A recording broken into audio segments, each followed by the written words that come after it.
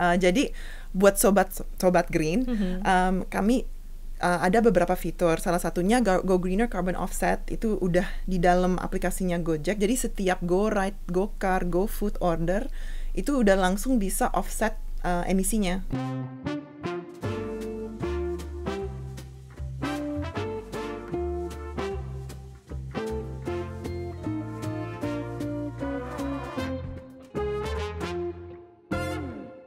Hai Sobat Green, ketemu lagi dengan aku Masita Kristalin di podcast Green Talks, podcast yang membahas berbagai isu sustainability dan perubahan iklim di Indonesia.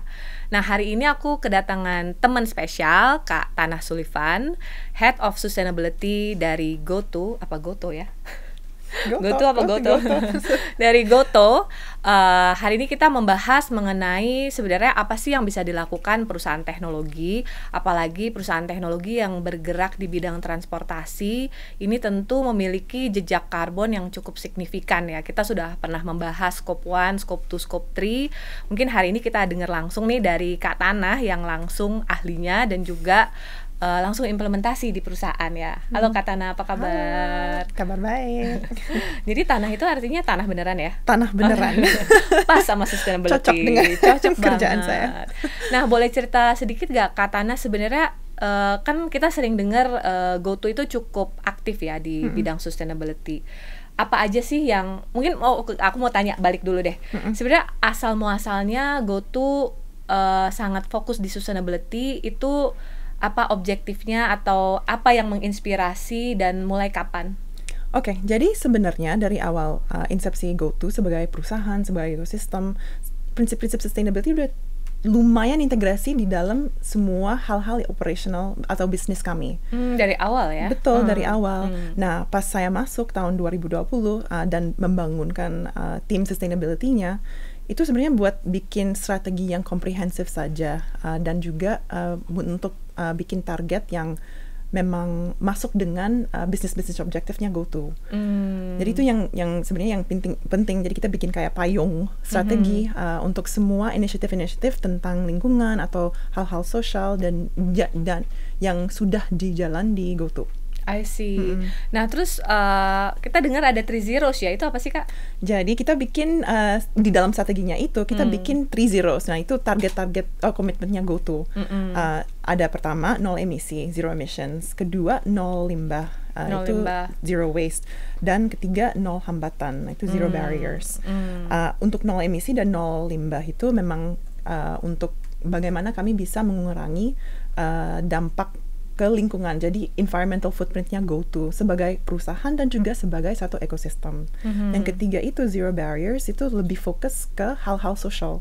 Jadi bagaimana kami bisa improve semua accessibility dan inclusivity di dalam perusahaan GoTo dan juga di ekosistem GoTo. Oh, oke. Nah, mungkin kalau yang zero emission dulu ya. Kalau zero emission apa aja biasanya yang dilakukan baik internal maupun yang eksternal ya? Kan sampai scope 3 ya kalau GoTo. Betul. Sebenarnya untuk jejak emisinya GoTo itu hampir 85% itu semua dari indirect sources. Nah, itu scope 3. 80%-nya scope 3. Yes, betul. Nah, scope 1, scope 2 itu direct kan. Jadi buat kita memang fokusnya prioritinya ke scope 3. Kenapa? Karena itu yang paling besar kalau kita lihat dari sisi jejak emisinya GoTo. Nah, setiap tahun kita kan hitung jejak emisinya dan kita juga laporin di dalam sustainability reportnya GoTo yang baru keluar bulan April ini. Nah, dari situ kita ngelihat sebenarnya apa sih yang paling kontribusi ke jejak emisinya GoTo. Nah, itu mobility di dalam ekosistemnya. Dari GoRide, GoCar, GoFood, GoSend, apapun itu semua kontribut ke jejak emisi totalnya GoTo. Nah, buat kita bagaimana kami bisa bantu atau bikin atau integrasi solusi yang bantu untuk mengurangi jejak emisinya itu setiap tahun, bukan saja lewat inisiatif yang kayak seperti carbon offset atau apapun. Ini benar-benar integrasi ke dalam bisnis kami dan juga bisnis untuk mitra pengemudi atau mitra merchants-nya kami di GoFood. Oh, iya. Nah, kalau zero waste mungkin lebih ke operasional kantor atau juga ada yang keluar? Nah, ada yang keluar juga. Jadi semuanya itu zero emission, zero waste dan zero barriers ada hal-hal yang internal di dalam perusahaan GoTo dan juga hal-hal eksternal untuk stakeholdersnya kami. Kenapa? Karena buat kami itu penting banget, first and foremost, kita bisa melakukan sesuatu yang meaningful dan credible. Kalau kita ngelihat dari top targetsnya zero emissions, zero waste, atau zero barriers, baru kita bisa introduce solusi buat semua ekosistemnya kami, buat stakeholdersnya kami. Tapi sebelum itu, yang paling penting juga, kita tes solusinya juga. Jadi solusinya kita nggak mau sampai beban biaya itu jatuh ke merchants atau drivers atau konsumen kami. Maunya ini benar-benar bisa diintegrate ke daily lives-nya merchants atau drivers atau konsumennya kami. Iya, mengurangi tambahan biaya dan lebih mengintegrasikan ke baik proses bisnis maupun kehidupan para consumer ya, dan juga mitra ya, drivers dan segala. Nah, aku pengen nanya lagi nih Kak, yang zero barriers. Jadi itu sosial tuh apa aja kalau yang udah dikerjain GoTo? Nah, buat GoTo, semua inisiatif di bawah zero barriers itu terkait dengan hal-hal internal dan eksternal juga. Buat internal, lebih fokus ke diversity, equity, and inclusion. Nah, bagaimana kami, for example, bisa naikin representation of women di leadership atau di function-function yang teknikal, kayak engineering, atau product, atau data. Ada target gak? Sebenarnya ada target. Target tapi, internal ya? Iya, betul, target internal. Nah, untuk external stakeholdersnya kami, yaitu termasuk konsumen dan juga our merchant partners atau driver partnersnya. Nah, itu lebih ke bagaimana kami bisa ensure tidak ada barrier buat mereka untuk masuk ekosistemnya GoTo, dan mereka benar-benar bisa thrive. Maksudnya bukan survive aja, tapi bisa thrive and grow sama kami. Iya. Jadi ada beberapa inisiatif. Nah, untuk internal itu kita ada seperti employee resource groups. Nah, itu komunitas-komunitas yang fokusnya ke salah satu topik seperti women at GoTo. Nah, dalam situ ada beberapa inisiatif atau program untuk talk shows atau workshops yang memang topik-topiknya itu khusus untuk women at GoTo. Jadi bagaimana, for example, career development atau promotion atau confidence, public banyak speaking, banyak. Nah, itu dimasukin dari feedback benar-benar langsung dari Women at GoTo members-nya, kayak gitu-gitu. Kita juga ada sustainability at GoTo dan wellness at GoTo. Pokoknya ada macam-macam yang memang salah satu community yang benar-benar fokusnya ke satu topik itu. Nah, untuk dari perspektifnya HR, kita juga ngelihat pokoknya data-data yang fokusnya ke women yang di leadership dan women yang di technical functions. Apalagi kita maunya nggak ada barrier di dalam perusahaan kami for people from all kinds of backgrounds. Maunya kita encourage dan improve diversity indicatorsnya kami. Jadi it doesn't matter who you are dan dari mana dan sekolahnya di mana, pokoknya harusnya semuanya rata. It's equal opportunities buat semua. Nah, itu bisa extend juga ke external ekosistemnya kami. Jadi untuk merchants-nya, drivers-nya, harusnya kita tidak ada hambatan buat mereka biar bisa masuk untuk menjadi mitra pengemudi atau mitra merchants-nya GoFood atau gimana gitu. Pokoknya kita harus bikin program atau service biar mereka gampang itu masuknya. Iya. Jadi kan ada jenis pekerjaan yang secara natural lebih banyak laki-laki misalnya gitu ya. Jadi program-program ini untuk membantu misalnya perempuan untuk ikut gabung. Betul. Kayak misalnya teknologi masih terasa lebih banyak laki atau udah masih ya. Karena Karena dari college-nya juga udah begitu. Betul. Jadi bukan industrinya saja, tapi di seluruh dunia sebenarnya kita. Jadi kalau kita lihat ada laporan setiap tahun dari World Economic Forum untuk Gender Gap Report. Kalau nggak salah itu sekitar 132 tahun masih kita gapnya globally sebelum kita bisa close gender gap in the workplace. Betul sih. Itu memang kita sudah tidak. Itu memang usaha kita semua ya. Memang. Oke, nah kalau kita lihat nih Kak, strategi perusahaan Indonesia dalam menghadapi tantangan penerapan ESG nih, kalau kita lihat data, ada yang membentuk unit ESG internal, berarti GoTo termasuk yang membentuk ya. Kebanyakan masih bentuk kelompok kerja atau pakai jasa konsultan, third party dan segala macam. GoTo dari awal emang udah ada unit tersendiri atau baru? Jadi itu lumayan baru sih, kita dari 2020. Oh, pas Tanah Gabung itu betul, ya? Betul, jadi kita membangun ESG functionnya waktu itu. Yang saya ceritain tadi, kenapa? Karena kita maunya systematic approach ke ESG. Jadi bukan saja ada satu unit yang pegang semua inisiatif atau program ESG, dan itu ada silonya. Kita benar-benar mau integrasi ke dalam satu organization. Nah, kita kerja, sebenarnya timnya kecil banget, kita berempat saja. Tapi kita, iya betul, tapi kita kerja bareng sama semua tim-tim di dalam GoTo biar hal-hal ESG atau inisiatif sustainability-nya itu benar-benar di-integrate dan di-own dengan setiap tim-tim GoTo masing-masing as relevant to them. Jadi role-nya kita sebenarnya sebagai satu tim yaitu untuk membantu tim-tim lain, colleagues-nya kami, biar mereka benar-benar ngerti sebenarnya apa ya dari ESG, dari bidang ESG yang memang paling relevan untuk mereka. Kalau lihat dari sisi their daily operations ya. Jadi kita sebenarnya role-nya itu, jadi membantu mereka mengerti dan abis itu biar mereka di-empower biar bisa jalanin inisiatif-inisiatif sendiri. Dan kita tinggal laporin aja setiap tahun dan monitor performance-nya biar jelas itu kita benernya direction-nya ke biar bisa mencapai target-target kami. Nah, kan kalau di Indonesia OJK mengharuskan perusahaan-perusahaan yang listing untuk membuat ESG reporting ya. Dari ESG reporting yang pertama kemarin, highlight apa yang buat Kak Tanah paling menarik? Ini sebenarnya laporan kelima ya kita. Oh, udah kelima ya? Oke. Oh, dari 2020 itu ya? Oke. Jadi sebenarnya setiap tahun ya kita lebih pinter ya bikin laporannya, semuanya itu in-house. Makin lengkap. Makin lengkap dengan data-data tentang progresnya kami untuk mencapai 3 zeros itu.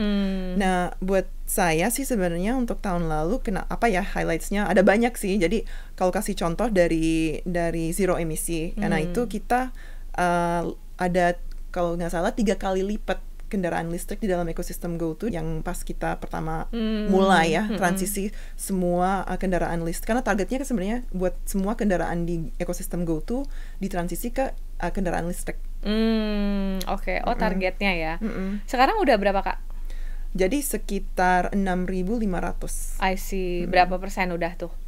Udah berapa persen nanti? Harus kita hitung dulu ya. Iya betul, harus hitung dulu. Tapi udah cukup banyak sih, udah mulai kelihatan. Udah cukup banyak. Nah, sebenarnya tantangan yang paling besar ini buat yang challenge-nya yang paling besar untuk transisi semua kendaraan ke kendaraan listrik, itu sebenarnya kan kendaraannya tuh bukan punya GoTo, maksudnya kita bukan pemiliknya. Mitra. Jadi itu mitranya dari mitra-mitra kami langsung. Jadi bagaimana kami bisa bikin ekosistem yang memang lebih mudah buat mereka untuk bikin pilihan sendiri ke transisi ke motor listrik atau kendaraan listrik. I see. Nah, biasanya kan orang mau pindah sendiri itu perlu ada either insentif atau seenggaknya nggak menambah biaya ya. Betul. Nah, so far gimana tuh? Kan kalau beli motor listrik lebih challenging untuk misalnya untuk mortgage-nya, untuk utangnya itu kan nggak gampang kan, nggak seperti motor biasa. Sebenarnya ada premium yang kira-kira 30% lebih mahal dibanding motor konvensional ya, motor tradisional ya. Jadi motor listrik dibanding motor tradisional. Tapi itu biaya it's the upfront cost. Sebenarnya kalau kita ngelihat dari the whole life cycle of satu motor listrik itu jauh lebih murah dibanding motor tradisional. Kenapa nggak ada biaya untuk maintenance fee atau oil changes atau segala macam, and bayar beli juga lebih murah. Betul. Jadi buat kalau lihat dari sisi itu memang jauh lebih murah untuk punya motor listrik dibanding motor tradisional. Masalahnya memang unitnya upfront cost-nya tuh lebih mahal memang. Jadi mitra-mitra yang memutuskan untuk pakai motor listrik misalnya itu biasanya kenapa? Berarti mereka nggak ada masalah upfront-nya. Jadi the last few years itu memang kerjaan kami ya buat cari, identify dan develop partnerships dengan beberapa manufacturers, EV manufacturers di Indonesia yang bisa tawarkan ke drivers kami financing scheme atau program yang non-predatory, maksudnya untuk mereka tuh lumayan gampang buat transisi ke motor listrik. Mereka bisa nyewa, mereka bisa lease to own, mereka bisa beli outright, terserah mereka, pokoknya ada banyak pilihan. I see. Nah, buat kita kan maunya ngasih sebanyak pilihan possible ya, biar mereka bisa, jadi yang benar-benar bisa sesuai dengan kebutuhan mereka. Betul. Karena kan setiap driver itu memang beda ya, batasnya bisa spending setiap bulan atau gimana buat dan upfrontnya juga beda-beda. Betul. Iya, kondisi beda-beda. Oke. Nah, kalau dari mitra Kak, yang perempuan cukup banyak. Memang kita udah ada beberapa inisiatif biar female drivers itu lebih confident dan tidak ada masalah dengan maksudnya nggak ada tantangan lah, pokoknya nggak ada hambatan buat mereka menjadi driver Gojek. Tapi memang ada beberapa hal yang buat, for example, kalau kita ngelihat dari focus group discussions hasilnya itu ada beberapa penumpang yang memang mendingan nggak mau jadi driver Gojek. Kenapa? Mereka nggak mau bawa penumpang yang laki-laki atau gimana. Tapi walaupun kita memang udah ada inisiatif atau program yang buat support mereka, mendukung mereka, dan ada beberapa fitur yang 24/7 emergency help atau gimana, dan juga information awareness campaigns dan segala macam, dan trainings dan workshops biar mereka berasa aman gitu. Yang penting mereka berasa aman untuk pakai aplikasi Gojek, dan juga sebagai mitra Gojek ada support sistemnya gitu. Tapi ya itu terserah mereka kalau memang masih mau jadi pilihannya mereka itu. Mungkin kalau yang mobil cenderung lebih ini ya, karena dipersepsikan lebih aman mungkin untuk perempuan. Dan untuk yang mobil juga proporsi yang electric vehicle udah meningkat juga ya Kak? Betul, udah meningkat, tapi nggak secepat motor ya. Karena memang buat ekosistemnya GoTo itu kalau kita ngelihat dari data-datanya itu motor memang lebih jauh lebih banyak ya dibanding jumlahnya mobil. Emang lebih banyak dibanding go-car. Iya. Oke, menarik banget. Nah, kalau misalnya nih Sobat Green mau melakukan usaha yang sifatnya mendekarbonisasi gitu ya, ada nggak sih yang bisa dilakukan melalui aplikasi misalnya, atau sehari-hari yang terkait penggunaan jasa dari GoTo? Itu memang purpose-nya kami kan, buat biar bikin solusi, fitur, produk yang benar-benar gampang sekali untuk dipakai di dalam aplikasi Gojek atau GoPay, untuk kontribusi ke positive environmental impact kan. Jadi buat sobat Green, kami ada beberapa fitur. Salah satunya Go Greener Carbon Offset, itu udah di dalam aplikasinya Gojek. Jadi setiap Go Ride, Go Car, Go Food order itu udah langsung bisa offset emisinya. Nah itu bisa, tapi itu di opt-in ya. Maksudnya di bawah waktu lagi lakukan transaksinya itu bisa di ordernya bisa dimasukin untuk. And udah lebih dari hampir 2 juta lah users yang memang sudah pakai itu Go Greener Carbon Offset atau Go Greener Adopt a Tree inisiatif kami. Oke, udah cukup banyak juga ya. Betul. Kalau dilihat ada informasi demografinya nggak, apa anak muda apa? Sebenarnya itu yang paling bikin saya kaget ya. Saya mikir awalnya itu semua pasti anak-anak muda. Iya, saya ternyata juga enggak. Ternyata itu diverse banget. Iya. Jadi buat kita itu penting, itu data point yang salah satu data point yang paling penting buat kami. Kenapa? Karena itu jadi bukti untuk sebenarnya semua ada lumayan banyak proportion of konsumen GoTo yang memang environmentally aware, dan juga mereka mau bayar mungkin premiumnya hampir 10% di atas biaya ongkirnya GoSend atau untuk positive environmental impact-nya. Ini agak beda loh, karena banyak hasil survei lain, terutama Sobat Green sendiri, kalau kita survei demografinya cenderung muda ya, cenderung muda. Dan juga ada beberapa survei politik juga yang lebih care isu sustainability muda. Tapi begitu actually paying the cost, ternyata yang tidak muda juga ada ibu-ibu, ada om-om, ada semuanya, pokoknya ada semua tipe. Tapi buat kita itu it really debunks the myth that consumers itu price sensitive sekali.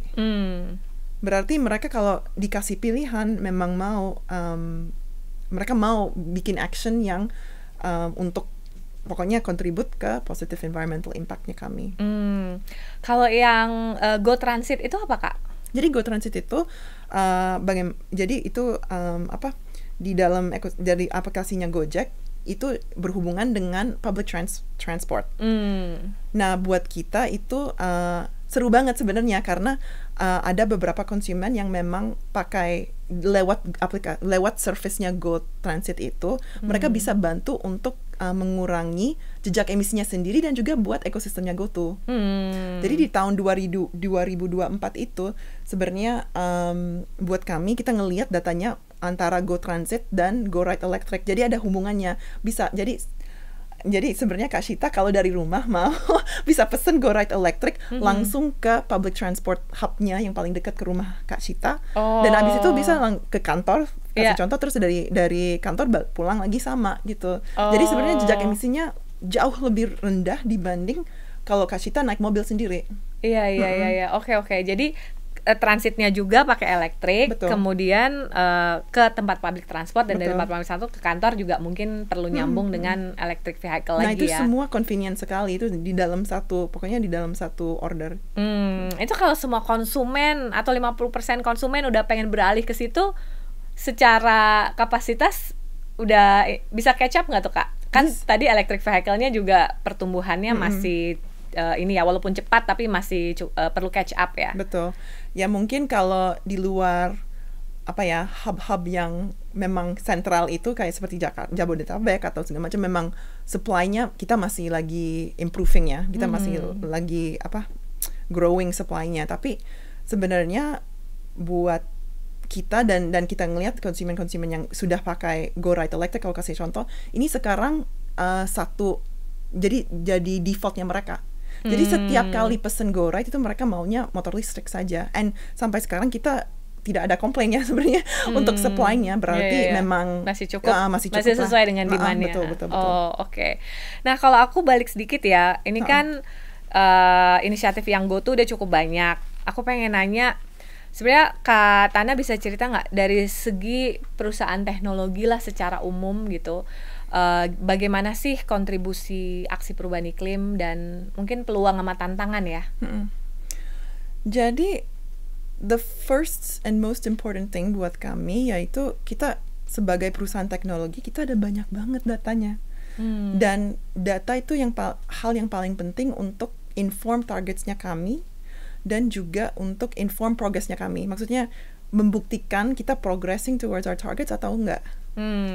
Jadi buat monitoringnya lebih jelas. Betul. Dan kita kan memang harus tanggung jawab ya untuk perform commitments-nya, targets-nya dan segala macam. Jadi that's why di dalam laporan keberlanjutan kami kita pakai data-data yang sudah di audit dan juga sesuai dengan standar-standar internasional seperti Global Reporting Initiative atau yang lain-lain.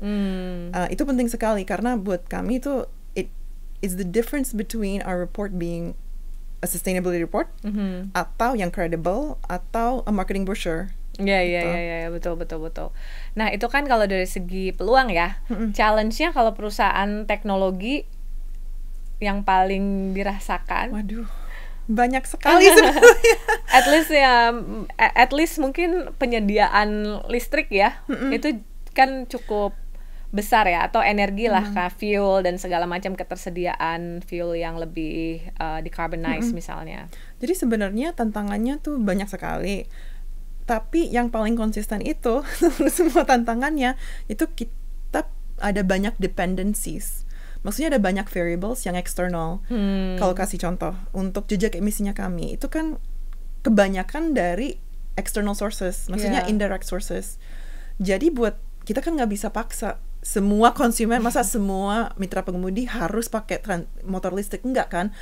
Yang maunya kita sih sebenarnya kita ngasih pilihan yang memang lebih baik untuk mitra pengemudi transisi atau pilih motor listrik sendiri. Kayak gitu-gitu. Dan tadi giving them options. Betul. Kan. And it's the same with consumers. Maunya kita consumers make the better choice sendiri karena kita ngasih pilihannya dan mereka memang mau pilih pilihan yang lebih ramah lingkungan di dalam fitur dalam aplikasi Gojek atau GoPay atau apa, karena itu memang pilihan yang makes the most sense buat mereka dan sesuai dengan kebutuhannya mereka. Jadi benar-benar seamless dan as convenient as possible. Nah, jadi kalau lihat ke depan GoTo untuk ESG targetnya apa aja rencana strategik ya Kak? Jadi kami bisa targetnya sebenarnya masih sama ya. Jadi udah ada roadmapnya. Udah ada roadmapnya, itu semua udah publicly disclosed. Maksudnya it's all on our website. Jadi semua in general public bisa ngelihat juga roadmapnya kami seperti apa dan progresnya kami untuk setiap 3 zeros itu seperti apa sebenarnya sampai sekarang. Nah, sebagai perusahaan teknologi, advantage-nya kita ya kita bisa pakai data-data itu untuk monitor performance-nya, bukan setahun sekali aja buat bikin laporan, tapi all year round. Jadi kita sebenarnya kita sudah bikin ESG database sendiri yang kita pakai in-house. Nah, itu kita bisa ngelihat jejak emisinya GoTo setiap hari seperti apa gitu. Kita memang jadi are we going in the right direction atau enggak? I see. Jadi bisa tengah tahun kita tahu, ini kayaknya kita kurang cepat. Betul. Jadi nggak static aja. Jadi dynamic dan live. Kita bisa akses data itu dan mungkin bulan Juni atau sekarang kita bisa ngelihat actually kita arahnya we're heading towards a direction yang jejak emisinya akan lebih besar dibanding tahun lalu. Ya, kenapa itu? Nah, kita bisa ngelihat sumbernya dari mana. Abis itu baru kita bisa bikin strategi mungkin yang bisa approach itu, bisa address itu. Oke. Nah, sekarang kan aku mau nanya sedikit nih. Kan sekarang Trump ya. Tapi base investornya ada terasa perbedaan nggak? Misalnya US, Europe versus Asia base gitu. Pasti. Masih beda ya. Jadi US yang paling mundur mungkin ya. Betul. Kalau dari Eropa masih ada standar-standar itu atau ekspektasinya masih kita tetap harus laporin sesuatu yang tentang and very frequently ya. Iya. Dan bahkan kalau negara-negara berkembang itu juga masih cukup bertahan ya, karena mereka banking on the ideas of we're gonna transition to a new method kan. Kayak misalnya Cina sekarang sangat all in EV sekali dan sangat kompetitif gitu. Mungkin itu nggak akan berubah investor base-nya. Jadi justru kayaknya Asia lebih care ya, lebih care isu sustainability ya. Memang sustainability is still a priority and di in this region ya. Dan itu sebenarnya membanggakan kalau kita melihat dari sisi sustainability. Betul. Dan juga region kita ASEAN misalnya atau Asia secara umum, secara average growth juga lebih tinggi daripada US dan Eropa. Jadi memang kalau kita mau menurunkan emisi dunia, itu kan kita harus pilih tempat-tempat yang high growth, high population sebenarnya. So it's a good place to start. Tantangannya banyak, tapi solusinya juga banyak gitu. Iya. Dan orang-orangnya juga cukup entrepreneurial ya di region kita. Dan aware. Jadi knowledge-nya dan capacity-nya juga sudah mulai naik ya. Jadi bisa matching antara solusi dan tantangannya di sini dibanding di region-region lain. Kalau di tingkat nasional ada perubahan dinamika nggak, Kak? Saya sih apa tambah positif ya? Buat saya tambah positif banget. Iya sih. Karena kalau kita lihat dari sisi pemerintah atau apa, peraturannya tuh masih ditahan gitu. Masih ditahan. Betul. Bahkan terus progresif. Misalnya OJK sekarang lagi menyiapkan climate risk untuk perbankan misalnya gitu ya. Maksudnya nggak ada target yang mundur sebetulnya. Betul. Kelihatannya. Dan untuk kalau kita ngelihat dari sisi stock exchange, IDX itu salah satu emerging market stock exchange yang ada peraturan, so all publicly listed companies harus ada laporan keberlanjutan. I see, oke. Nah, kalau GoTo sendiri strateginya untuk memastikan stakeholders, consumer, ya, kemudian mitra itu tetap di jalur yang ESG yang diharapkan GoTo gimana? How do you influence them? Kan stakeholdernya banyak banget. Memang. 80% dari scope 3 kan? Memang, 85%. Iya. Jadi buat kami ya strateginya introduce solutions that are as convenient, as seamless as possible buat mereka. Jadi bukan saja beban biaya, tapi beban apapun tidak jatuh ke mereka. And it can be as convenient as your day-to-day behavior aja. Tapi on the other side, itu yang penting juga itu mereka harus aware dong. Maksudnya dampak environmentalnya setiap hari seperti apa. Jadi kalau Kak Shita pilih untuk naik motor tradisional dibanding motor listrik, itu jejak emisinya lebih tinggi dong. Nah, you have to be aware and you have to care about that juga gitu. Before you can make a behavioral change as a consumer. Jadi buat kita ya we always partner it dengan information campaign, karena buat kita knowledge itu power. kan buat konsumen dan mitra-mitra kami. Dan kedua, kita ngasih pilihan biar actionnya tuh jelas. Maksudnya kalau sebagai konsumen atau sebagai mitra atau apa, di seluruh ekosistemnya GoTo, semua stakeholdersnya kami bisa bikin pilihan dan action sesuatu biar kontribusi ke salah satu targetnya GoTo, target 3 zeros-nya itu. Karena itu sebenarnya itu salah. Itu bukan targetnya GoTo sendiri. Maksudnya the targets that we set itu buat semua ekosistemnya kami. Iya, untuk ekosistem. Iya. Karena kita punya national target juga. Betul. Nah, sekarang aku pengen kasih data nih, kendala yang dihadapi perusahaan di Indonesia untuk menerapkan ESG, tapi yang dilihat ada perusahaan terbuka aja.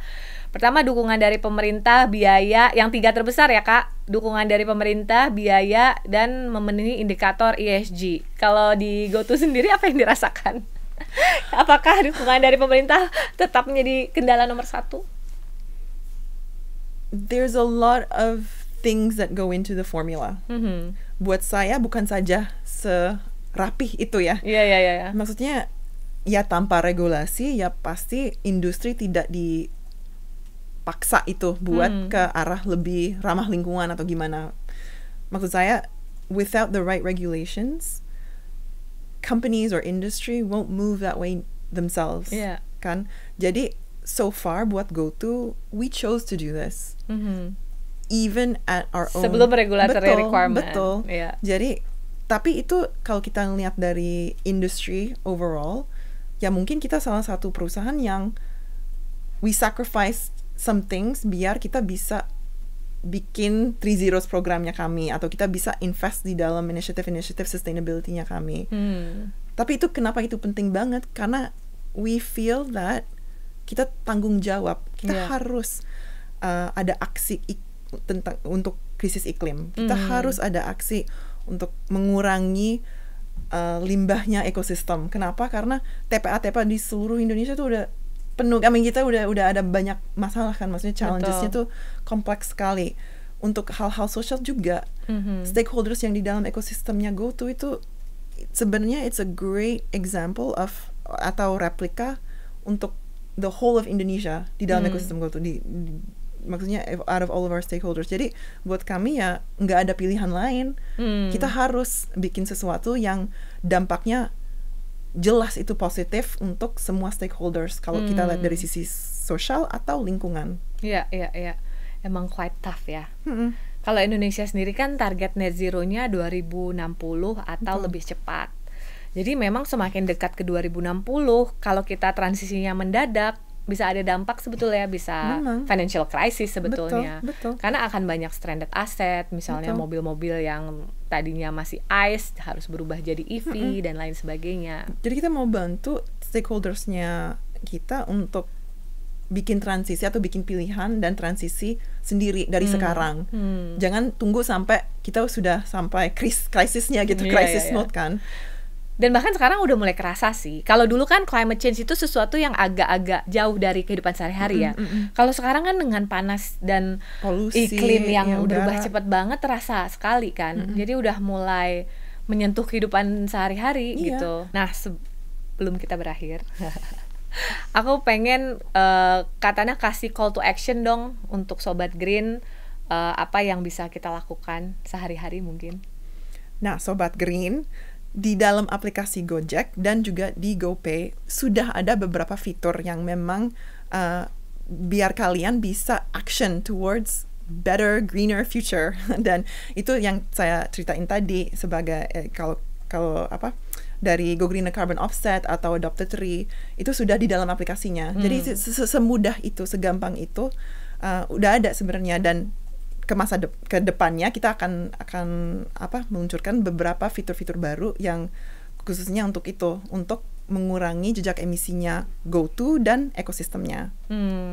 Oke, thank you Sobat Green, menarik banget ya. Kali ini kita mengundang perusahaan teknologi yang bergerak di bidang transportasi GoTo, bagaimana mereka melakukan aksi-aksi perubahan iklim, terutama mitigasi sesuai dengan ESG roadmap. Banyak yang bisa kita lakukan, kita juga di rumah atau yang punya aplikasi bisa dengan mudah membantu minimal meng-offset kegiatan kita sehari-hari supaya aksi perubahan iklim ini bukan hanya tugas perusahaan atau pemerintah, tapi tugas kita semua. Oke Sobat Green, makasih banget udah stay tune di episode kali ini yang gak kalah menariknya. Jangan lupa untuk tunggu episode berikutnya 2 minggu lagi di YouTube dan Spotify Kata Data Indonesia. Green Talks, walk the climate talk.